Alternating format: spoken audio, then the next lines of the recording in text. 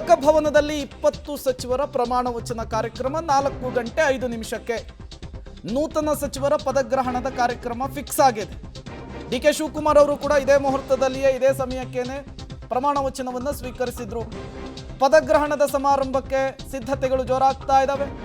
Barricade ಅನ್ನು ಹಾಕಿ ಲೋಕಭವನದ ಕರೆ ಬರುತ್ತೆ, ನೀವು ಸಚಿವರಾಗ್ತೀರಿ ಅಂತ. ನಾನು ಖಂಡಿತವಾಗಿ ಈ ಸಾರಿ ನನ್ನ ಮಂತ್ರಿಮಂಡಲದಲ್ಲಿ ಸೇರಿಸ್ತಾರೆ ಅನ್ನೋವಂಥ ನಿರೀಕ್ಷೆಯನ್ನು ಇಟ್ಕೊಂಡಿದ್ದೆ.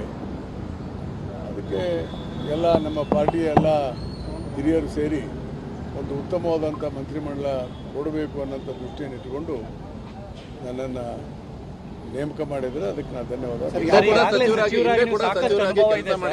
ಹಾಗಾಗಿ ಖಾತೆ ಪರ್ಟಿಕ್ಯುಲರ್ ಆಗಿ ಈಗಲೇ ಹೇಳಿಲ್ಲ. ನನಗೆ ಯಾವ ಖಾತೆಯನ್ನು ಕೊಡ್ತಾರೆ ಗೊತ್ತಿಲ್ಲ. ಯಾವ ಖಾತೆ ಕೊಟ್ಟರು ನಾವು ಹ್ಯಾಂಡಲ್ ಮಾಡ್ತೇವೆ. ಅದು ಮುಖ್ಯಮಂತ್ರಿಗಳ ಪರಮಾಧಿಕಾರ ಮತ್ತು ಪಾರ್ಟಿ ಏನು AICC ಅಧ್ಯಕ್ಷರಿದ್ದಾರೆ ಮತ್ತು ಪಕ್ಷದ ವರಿಷ್ಠರಿದ್ದಾರೆ, ಅವರು ಮುಖ್ಯಮಂತ್ರಿಗಳ ಜೊತೆ ಚರ್ಚೆ ಮಾಡಿ ಖಾತೆಗಳನ್ನು ಹಂಚಿಕೆ ಮಾಡ್ತಾರೆ.